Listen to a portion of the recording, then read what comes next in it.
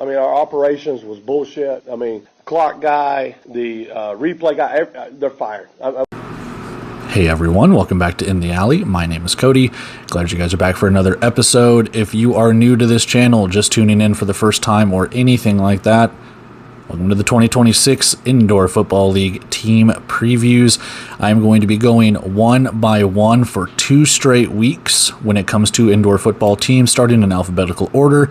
Today we will have the Arizona Rattlers, and we will go right down the alphabet for 2 weeks, talking about each team, talking about their schedule, talking about their roster, talking about what happened last season, talking about really anything that pertains to that team going into 2026 and for the 2026 season. So we got some questions that, will kind of be open-ended that you can answer in the comments and what have you towards the end of the episode, things like that. So buckle in if you're an Arizona Rattlers fan.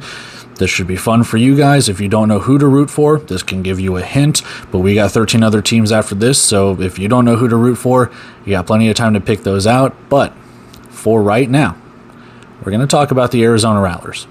All right, so I'm scooting over here because the graphics that I put up on this side, I don't know how much space they're going to be taking up, so bear with me. But what we have here is kind of the snapshot preview, season and review, everything when it comes to the Arizona Rattlers. So, quick facts, Kevin Guy is your head coach. He is in his 18th season as the Arizona Rattlers head man, and there's not much you can say that hasn't already been said, good and bad, for the guy. For Kevin Guy, you know what I mean?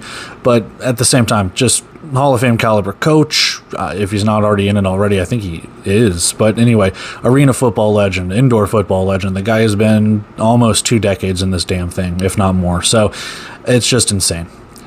2025 record, 10-6, going 8-5 in the Western Conference, and in the last 5 seasons, a record of 57-20. As we mentioned, 10-6 last year, losing in the first round in, a fun fashion. We'll just put it at that. He said it best at the beginning of the episode. 2024, 11-5 and winning the Indoor Football League National Championship, and then 11-4 losing in the first round, 13-3 losing in the Western Conference Championship, and in 2021, 12-2 losing in the United Bowl. So, again, Arizona, perennial playoff team, perennial powerhouse, making championship games, making first-round exits. They either win a championship, lose in the championship, or lose in the first round, it seems. But that's where Arizona's been roughly the last 5 years. Offensively, last season, this team put up a lot of points. This team, just for all intents and purposes, was pretty good, obviously. 10-6 overall. There you have their stats offensively. 45.2 points per game, 246, almost 247 says total offense, but that's yards. You know what that is. Passing yards per game, 150, almost 100. Rushing yards, almost 95. And third down conversions, not that good. Fourth down conversions, not that good. I mean, you can kind of go back and forth on those. Defensively, they gave up almost 43 points. So they were able to get their victories, but not for the faint of heart for some of the games that Arizona had last season. Giving up 205, almost 206 yards defensively, allowing almost 134 and 72 yards passing and rushing, respectively. But they did get 16 takeaways, and they were pretty good defensively on 3rd and 4th down, pretty good in the red zone as well. Moving over really quick to the special teams stats, 50% on field goals. They didn't kick a lot of field goals, and when they did, it was hit or miss, literally. Point after touchdowns, extra points, fairly decent, hitting them at a nice almost 85% clip. They did block 5 kicks, and they averaged roughly 13 yards per return. So overall, 10-6, first round exit. I mean, this team I thought was destined to go back to another championship game, and they fell short. So again, what I normally deem as the Kevin Guy Revenge Tour, we could see another round of that this year. Top individual returners, these are players that were with Arizona at one point that they have re-signed from last year to this year. So quarterback Drew Powell, Ron Brown Jr., Corey Reed, Trey Dixon, Johannes Tyler at the wide receiver position, Christopher Strotter at the O-line, defensive lineman Kevin Sims and Jalen Bass, Mikel Calhoun at the linebacker spot, defensive back Isaiah Huff rounds it out. So quite a bit of players returning from last season to this season. And obviously we'll talk about these two guys in 1 second, but also a lot of key signings as well. Kevin Guy being represented as your head coach, along with quarterback Max Myler, last season's IFL MVP with Green Bay, and 2025 All-Rookie selection Hayden Hatcher at the linebacker spot. So what we have for Arizona, well, remains to be seen, but as we all know, perennial playoff powerhouse. I expect nothing less from them this year. Let's go take a look at their roster. We'll take a look at some additions and subtractions after that, and then we'll take a look at their schedule, a couple of questions that I want to ask open-endedly. We'll get on out of here. Let's take a look at the Arizona Rattlers roster as it is over here, as we've done in the offseason updates. Just a big old sheet of players' names, heights, weights, and everything else. Starting at the quarterback position, this will be more in-depth than just saying who got signed and who got released, but starting for Arizona, quarterback positions, Drew Powell and Max Myler. A real who's who of quarterback talent. Powell, multiple-time IFL MVP. He is a huge veteran of the game. I don't want to say he's going to be a mentor because Max Myler has proven himself, getting to the championship game last season, earning IFL MVP himself. So I don't think there's any tutelage going along, but maybe there can be some quarterback competition. I don't know. I won't speak for Powell on that. I won't speak for Myler on that, but you've got a lot of firepower. We do know that Arizona in the past has had some quarterback issues when it comes to, quarterback starting or having to go to the backup and things like that. So obviously having an insurance policy is huge. Running backs, Ron Brown is re-signed for another season. Kaimani Clark comes over from Green Bay. So again, a 1-2 punch at the running back spot. We know Drew Powell and Max Myler are dual threat style quarterbacks that can run as well. So the running game for Arizona looks to be just as deadly as ever. Kaimani Clark, just what a season he had last year for Green Bay, and Ron Brown being the offensive rookie of the year last year. Yeah, they're going to prove their worth. At the wide receiving spots, Corey Reed Jr., Trey Dixon, Johannes Tyler, Arlen Bruce all come back for another season. Arlen Bruce coming over from Northern Arizona. A huge get coming over from the Wranglers. Special teams is huge, and he is a good return man when it comes to that. So if he isn't out there catching passes, you will see him returning kicks and everything along those lines. Added to the wide receiving room, Casey Hawthorne, Travion Pratt, Sergio Moranci, and Jaden Horace. Not a lot of size between those guys, and I don't know the rookies personally. I don't scout tape or do anything like that. But what you do see, Sergio Moranci, 6'3", 200 pounds. A little bit of size right there. That doesn't mean much in terms of just because you have size doesn't mean you have the talent, so on and so forth. I'm not saying he doesn't have the talent. You get what I'm trying to say. So out of those guys, Hawthorne, Pratt, Moranci, and Horace, will any of them shake out with already pretty much a crowded wide receiver room? Or any of those wide receivers used as trade bait? We'll see how it goes. But overall, they've got riches at the skill positions for the Rattlers. Offensive line, Christopher Strotter, Nick Ford, Jake Parks, Justice Smith, all return, again, from what they played last year. Strotter is re-signed. Nick Ford comes over from Massachusetts. Jake Parks comes over from Green Bay along with Justice Smith. If they all start, fantastic. You have a huge veteran offensive line, and again, it just makes the offense look even more deadly knowing the veteran prowess that they have. And I use the term veteran differently than others. If you've played a season or two, I know the veteran rule is different for the Indoor Football League, but if you played a season or two, I consider you a veteran because you kind of have the speed down. You kind of know what you're doing with that. Some guys only play a year in the Indoor Football League, then they leave. So I consider that veteran, but it's different to everyone. Braylon Nelson, Samadina Okiki, I believe that's how it's pronounced. He was on some training camp roster, a practice roster last season, if I'm not mistaken. I think he was with Northern Arizona or someone. Do not quote me on that one, but I know that I saw his name on the transactions page last year. I cannot remember who he was with. And Sama Pama, I hope I pronounced that correctly, rounds out that offensive line room. Again, just talent everywhere. And with the skill positions that I just mentioned, the offense will be just as good as ever. That's what Arizona does. Moving to the defensive side of the ball, and a little bit of some question marks. Not much, but a couple. Jalen Bass, Kevin Sims are re-signed for another season, and then it's kind of a who's going to be that third guy. Carson Taylor, Jakari Larmond, Reginald Pearson, Victor Obi, and Antoine Bayless round it out. And for all intents and purposes, I mean, Larmond 315 pounds, but most of the other guys are roughly the same size. So it's going to come down to talent. It's going to come down to speed. It's going to come down to who shines in training camp, who shines when it comes to that stuff. Now, obviously, you might be able to differentiate between, Bayless playing in FBS level Louisiana or OB playing at Texas State, but just because you play at an FBS level compared to FCS or D2 or whatever does not mean that you can play indoor football. We've been around this block plenty of times, but for the most part, the defensive line, we will see who that third anchor on that line will be opposite Bass and Sims, and we'll see how that goes, because obviously it's not just the third person, but maybe the fourth, maybe the fifth when it comes to depth, injuries, things along those lines. Linebackers, Mikel Calhoun is re-signed for another year, coming over from Vegas, I think he was released and then signed, and then Hayden Hatcher signed this past offseason from Jacksonville. It's a who's who. I don't like harping on it, but Mikel Calhoun has had trouble staying healthy, not just at Arizona, but at Vegas too. So it's just an insurance policy. I think Hatcher is most likely going to start, but in the games or game that he might need to take off or you need to spell someone, Calhoun is more than capable of doing that. DJ Lundy rounds it out. We'll see if he makes the team, because you're more likely to carry 1, 2. You don't really carry 3 linebackers, but Lundy can potentially go to a defensive back position if he's absolutely called upon to do so, if he makes the cut, stuff like that. I don't want to call him out or say he's cut already, but we'll see how it goes. Dude's from Florida State. He knows how to play at a high level. We'll see if he can make some noise.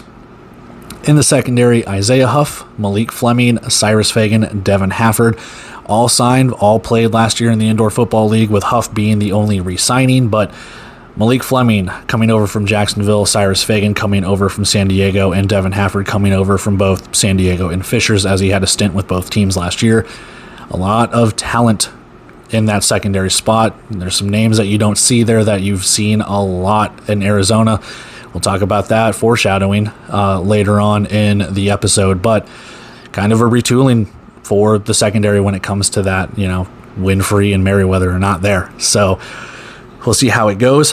Added to that room, Andrew Volmar, Karl Vansky Decius, however it's pronounced, Kenny Gallup, Marcus Hillman, Patrick Jones, Yasin McKee Sr., and Jordan Anderson rounding it out. And again, a lot of size, a lot of talent. We'll see how the speed and everything goes, if any of those guys can be that fifth defensive back, or if any of the re-signings or veteran quote-unquote guys get traded, don't make the cut, if they see something better in some of these rookies that can make their names known and can play at a high level. So for all intents and purposes, that's how we have it when it comes to the 40-man active, whatever you want to call it, roster.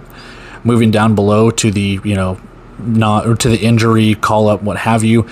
Zovan Lindsay, Gerald Mincy are both exempt to the Canadian Football League. Michael Ayers, Keelan Kennedy, Christopher Hardy, and Joseph Lombard are into the United Football League. Michael Brown, James Nimwaya, and Jarmaine Dobbs are on league injured reserve, and Donovan Ollie is suspended as he is in a separate league right now. But for all intents and purposes, there are your Arizona Rattlers for 2026. Rosters will remain fluid. That doesn't mean that someone you see here is going to make the team, as some of them can get cut, and there are plenty of names out there that can get signed before the start of the season that you won't see here that could make a name for themselves on a different team, free agent. We just don't know. But for all intents and purposes, there's your 2026 Arizona Rattlers roster. It will get dwindled down to 25 players before the start of the season. We'll see how it goes. But we need to talk about key re-signings, key departures. We move on to the schedule after that. Let's go. All right, so key signings, key departures. Let's talk about it. You saw him at the beginning of the episode. Offensively, Max Myler, most likely going to be your starter unless Drew Powell has something to say about it. Last season's IFL MVP and first team All Indoor Football League selection. He was 245 of 392 for 3,019 passing yards, 67 passing touchdowns to just 9 interceptions, 156 rushing attempts, 795 rushing yards, and 28 rushing touchdowns. These are what the Indoor Football League stats say, so take it with a grain of salt, but I will use them as gospel right here, as we don't really have much else to go on. So really good season, obviously MVP caliber season. Kind of a dark horse a couple years ago when it came to MVP, with Green Bay as well, which ultimately went to Jerome Johnson at that time. So, I mean, Max Miller's been balling out for a couple of years now, and it's nice to see that he's gotten the recognition that he deserves. Almost won a championship last year. I don't like pointing that out. Sometimes I do, sometimes I don't. But I'm sure it kills him to realize that you were like a goal line stand away from winning a title. So I'm sure he's ready to get back at it. Moving over to the defensive side of the ball, linebacker Hayden Hatcher comes over from Jacksonville. Like I said, we mentioned him earlier in the episode as well. 2025 all-rookie team and some really good numbers your first year in the Indoor Football League. 68.5 total tackles, 3.5 for a loss, 1 sack, 2 picks, 4 pass breakups, 1 forced fumble, and 2 blocked kicks, all at the linebacker position. So like I said, 4 pass breakups, that's more than some defensive backs get. 2 interceptions, it's pretty good too at the linebacker spot, and being able to get into the backfield as well. 3.5 tackles for a loss, 1 sack. Not the best, but at the same time, from the linebacker spot, he's doing exactly what he needed to do. So linebacker has been kind of a thing for Arizona, whether it was it Connor Taylor, Mikel Calhoun, Cecil Cherry. I mean, they've had some really, really good linebackers over the last couple of seasons. Hatcher's going to add to that and kind of be one of those mainstays at the defensive spot for Arizona. Some of the guys that they have lost in the offseason, I mean, when I say lost, one of these is a huge one. One of these, well, both of them are huge, but screw it. I'm just going to get into it. Wide receiver Isaiah Houston. Losing him, he was a huge offensive production. But what they've brought in with Arlen Bruce, and if there's anything with Corey Reed and Trey Dixon, Johannes Tyler being able to break out, maybe he won't be missed nearly as much. But for all intents and purposes, Isaiah Houston had one hell of a season and some great, great catches throughout the 2025 campaign. 65 of those receptions, 774 receiving yards, 12 receiving touchdowns. He did rush a little bit, 10 rushing attempts, 53 yards for 2 rushing touchdowns. So a little bit of a gadget play every so often with him. But the big one, the guy who's been around for a long time, who I have not seen on the roster. And again, I want to reiterate this as well too. For this, that does not mean that these players can't be re-signed. That doesn't mean that Myler, Hatcher can't be released. I doubt they will. But it doesn't mean Merriweather and Houston cannot be re-signed to Arizona. It's just they're not on the roster as of right now. So I'm counting them as departures. If they make the roster, great. But talk about Devontae Merriweather, 2024 IFL Championship Game MVP, 2019 IFL Defensive Player of the Year, and first team All Indoor Football League for 25, 23, 22, and 2019. The dude is so good. I mean, that if you just look at those accolades alone, that is IFL Hall of Fame caliber. He has been all around. First ballot, whatever you want to call it. Devontae Merriweather, what a stalwart. To not have him, I mean, you can move on, but to replace someone like that is going to be huge. We'll see if Arizona's up for the task. They are one of the few teams that I would say, yes. You lose someone like this, you can reload. If he was a talent somewhere else, you'd kind of question it a little bit. But last season for Merriweather, 83.5 total tackles, 4.5 for a loss, 4 pass breakups, 1 forced fumble, and 1 fumble recovery. Dude was all over the place, man. What can you say about this guy and what he's been able to contribute for Arizona for how many years, since 2019? Probably even longer than that, because that's just the last accolade that I have there. He's been a part of the Indoor Football League for a long time, a part of Arizona for a long time. So not to see him on a roster really, really sucks. But at the same time, he could return. We don't know. I mean, we saw it with Lamar Mady. Was it last season? Yeah, I think it was last season. We saw it with Lamar Mady. He retired, came back, took him to the playoffs, did everything that they needed to do on the offensive line. So if Merriweather does the same thing, who's to say? But overall, you lose those two guys in Houston and Merriweather. I think they've been able to reload pretty well. But overall, that's what we have. Key signings, key departures for Arizona. Let's go take a look at their schedule, piece together some wins, some losses. Got some questions. We'll get out of here. All right, so let's talk some schedule here. For the Arizona Rattlers, they start off their schedule with a familiar face. Do you think that the Arizona Rattlers were not going to start their season against the San Diego Strike Force and what happened last year? I don't know. It's poetic justice, isn't it? You're going to come out in the first game of the year realizing what happened last year. It's just petty to the extreme if that's how it is, and they will say it was. They'll say it's not. We know it. We know it is. We know it is, but they'll tell you tongue in cheek it's not. But that's how we have it. 5 p.m. March 28th. San Diego heads to the Snake Pit. They take on Arizona for the home opener. After that, April 5th, 7:30 p.m. Eastern Time, the Fishers Freight, they go on the road. Arizona goes on the road to take on Fishers. You see here the schedule, most of the away games that Arizona have are on Sundays, and then most of their home games are on Saturdays. So it's kind of how the arena, availability and stuff is able to work itself out. Broadcast partners and stuff like that were talked about for a while. Things got locked in. That's how we have it. So after Fishers at 7:30, we go less than a week to the 11th of April, 9 p.m. kickoff at home against the San Antonio Gunslingers, going on the road as we alternate back and forth. 4 p.m. Eastern Time kickoff on the 19th against Northern Arizona. And then again, kind of another short week how they're doing it. April 25th, 8 p.m. Eastern Time, home against the Tulsa Oilers. Again, a little bit of a long week, extra day, whatever you want to call it. 7:30 p.m. on Sunday, May 3rd at Vegas. That should be a doozy. And then a week after that, home, 7:30 on the 10th of May. They play Tucson as they renew their Kevin Guy Bowl rivalry, even though it's no longer the Kevin Guy Bowl. But we can hope and dream. And that is going to be the first of 3 meetings between Tucson this year. And then we go less than a week, actually more than a week, after that, Monday, May 18th, we have our American Dream Mall IFL Cup. New Mexico takes on Arizona at noon Eastern. And then on the other end, we'll talk about their previews and stuff like that. Vegas and Orlando will meet. Winner of that game takes on the winner of New Mexico and Arizona. Those guys will play on the 24th, which is one reason you see the IFL logo there. We don't know who's playing who.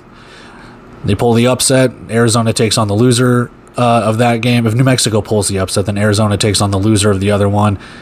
Arizona wins, so on and so forth. You get what we're going for.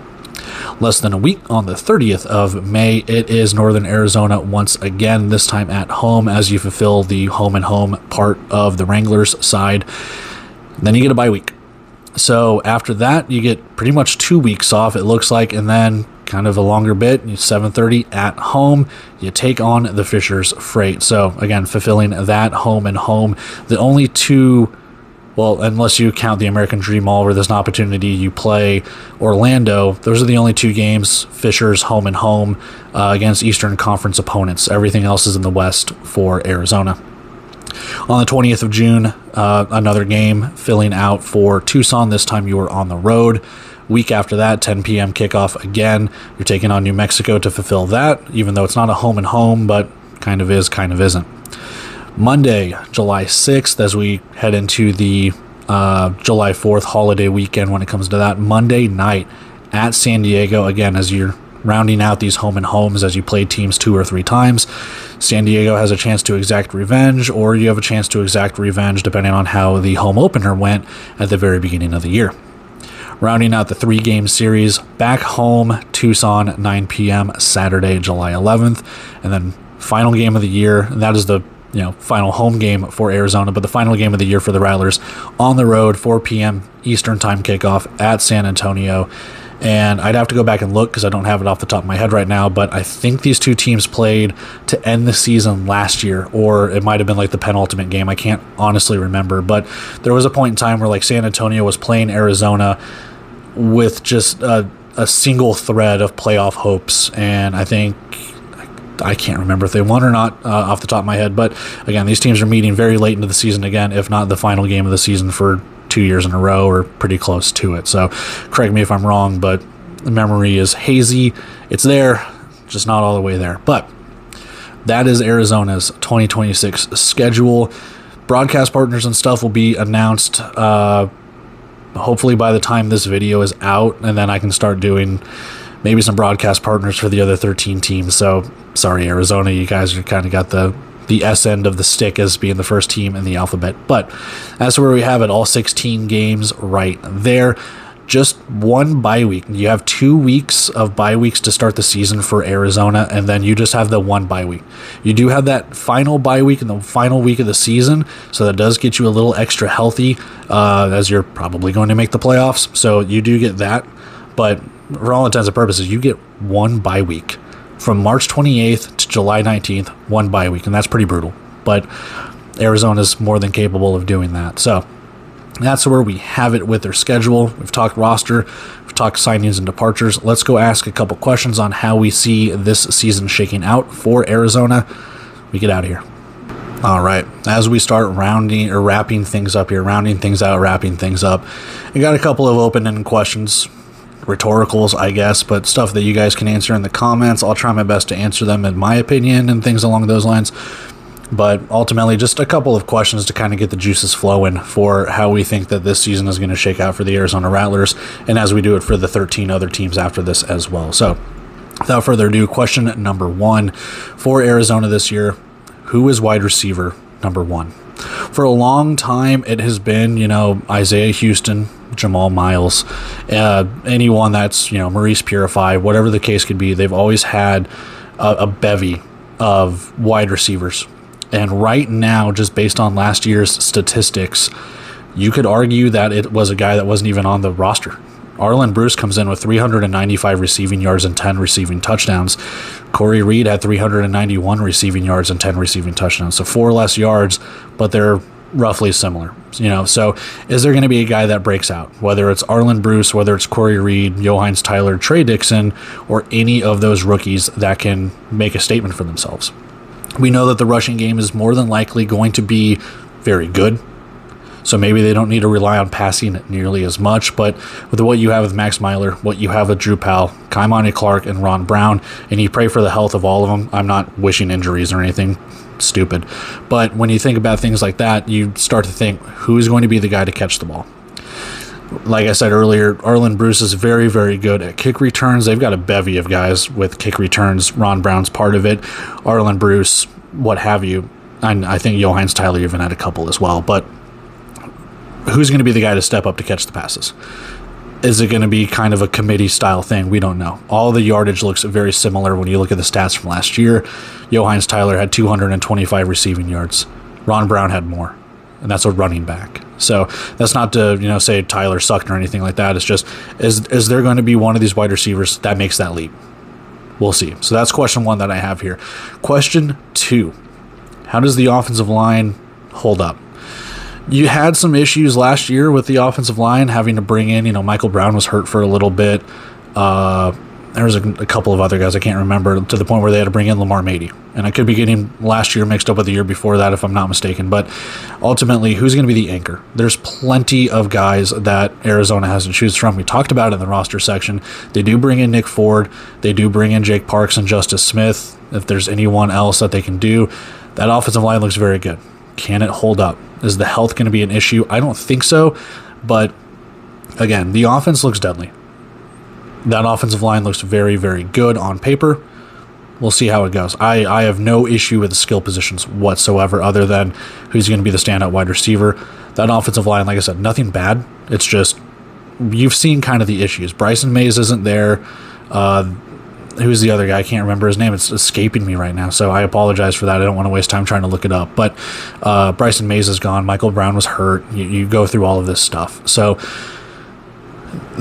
Straughter was there, but at the same time, you're kind of looking for, can we get guys to play 16 games together? I know roster turnover happens, guys get called up to different leagues and things like that, players get hurt.